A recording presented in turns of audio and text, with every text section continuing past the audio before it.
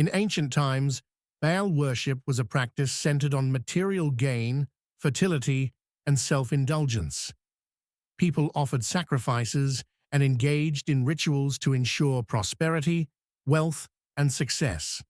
While the literal worship of Baal has disappeared, its principles have not. Today, we see these practices mirrored in modern materialism and the relentless pursuit of wealth. We live in a culture where more is never enough. Luxury and status symbols have become idols, drowning out God's voice, calling us to contentment and eternal focus.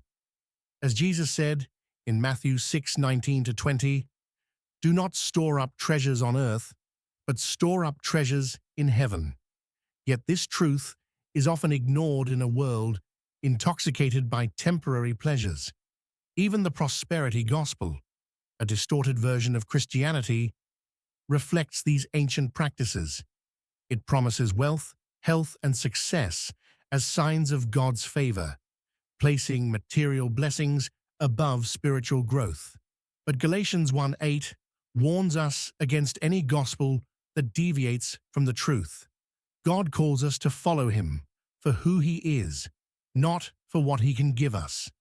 In ancient Baal worship, immorality was often part of the rituals, much like how modern media glorifies self-gratification and disregards the sanctity of human dignity.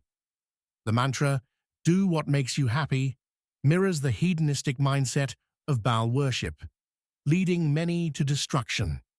As Christians, we are called to resist these cultural trends. Romans 8:6-7 reminds us that a mind governed by the flesh is death, but a mind governed by the Spirit is life and peace. Let us fix our eyes on Jesus, the author and perfecter of our faith, and embrace the true gospel, one that prioritizes spiritual growth, sacrificial love, and eternal hope over fleeting earthly gains.